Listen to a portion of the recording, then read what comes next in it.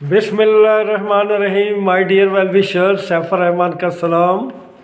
सर्द मौसम और मैं आपके सामने, हालांकि मुझे रज़ाई या कंबल में होना चाहिए था, लेकिन अपना तल्लक आपस में एक यूट्यूब का नहीं है और ना ही मैं ये कहूँगा कि आप मेरे व्यूवर्स हैं।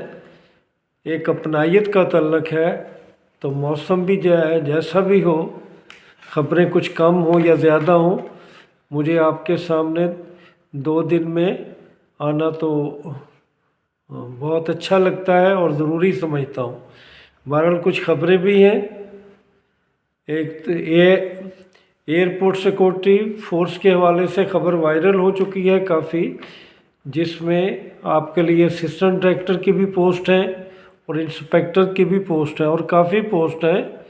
उन लोगों के लिए मैं फिर कहूँगा जो CSS PMS की तैयारी करते हैं या ग्रेड 17 के लिए कोशां हैं, तो उन्हें ये इधर भी ज़रूर कोशिश करना है और कोशिश ऐसी करनी है कि अल्लाह आपको ये जॉब दे दें।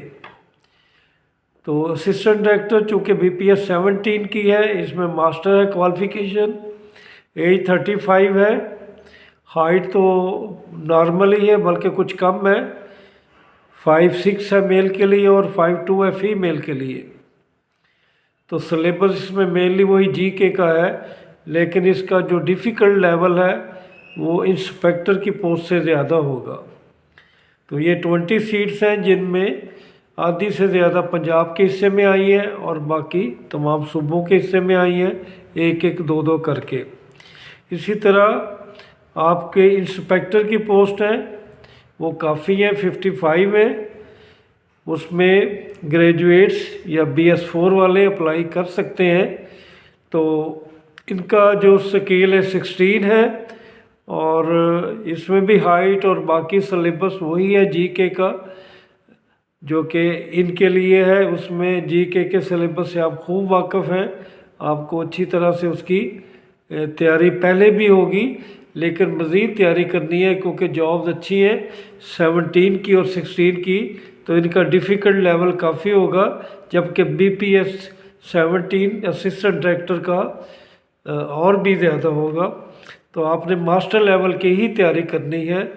और तैयारी के लिए अब आप कहेंगे कि बुक्स कौन सी होनी चाहिए, तैयारी कहाँ से करें, तो माय डियर वेल विशर, काफ़ी दफ़ा बताया है कि पहले तो आप अपनी बेसिक तैयारी करें जो इंटर और मैट्रिक लेवल की है, क्योंकि इसमें सारे वो सब्जेक्ट आ रहे हैं। इंटर लेवल के जो है इस्लामियात भी आ रही है, पाक स्टडीज़ भी आ रही है, इंग्लिश भी आ रहा है, कंप्यूटर भी, उर्दू भी और फिर करंट अफेयर भी, जो कि यकीनन अलग से आपको तैयारी करना पड़ेगी, और एवरीडे साइंस भी, जियोग्राफिया भी।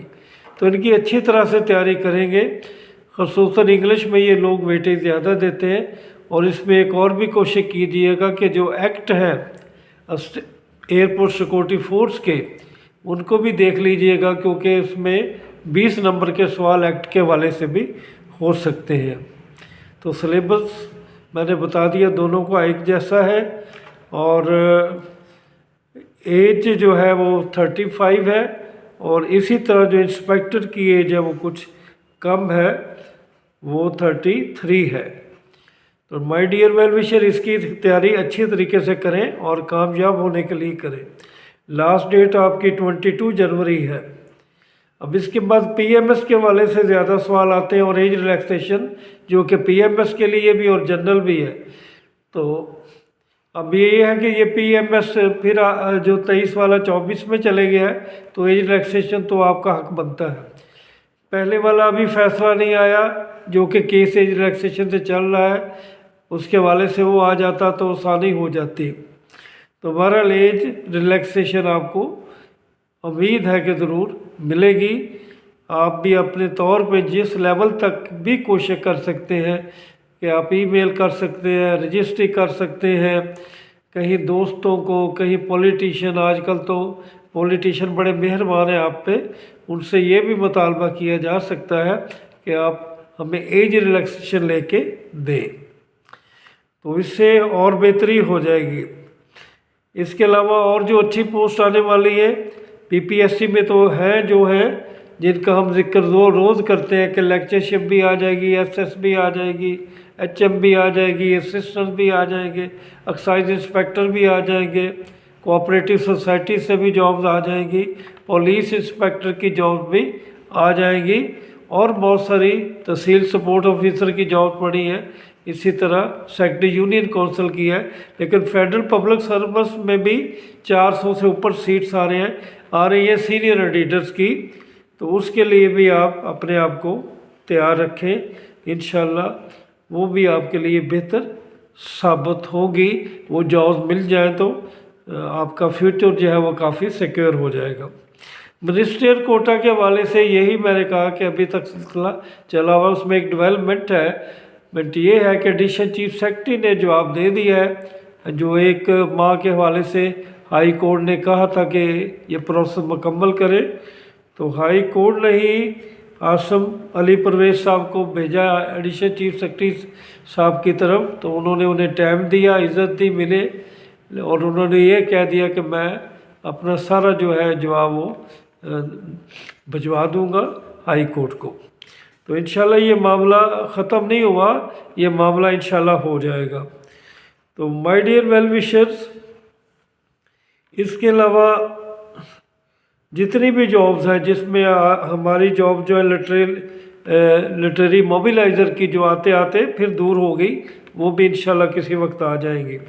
कनाल पटवारी के रिज़ल्ट का आपको इंतज़ार रहता है, तो वो भी किसी वक्त अचानक आ जाएगा, क्योंकि बहुत सारा वक्त गुजर चुका है।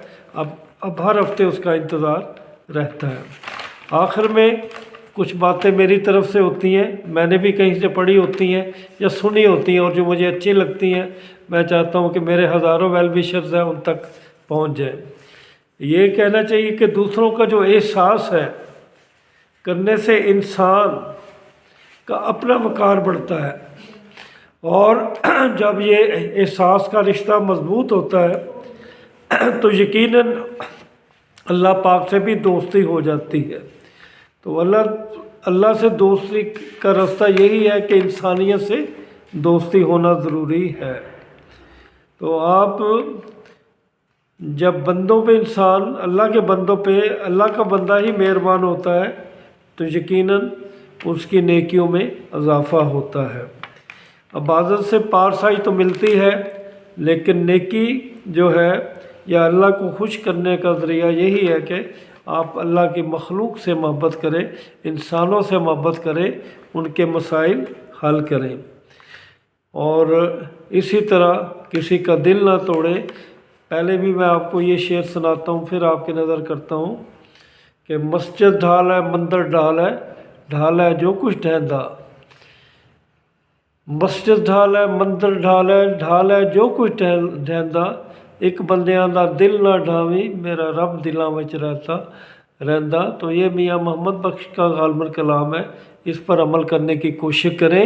आने वाला वक्त इंशाअल्लाह बेहतर खबरें लाएगा। अल्लाह ताला आपका हामी व नासर हो। खुदा हाफिज़।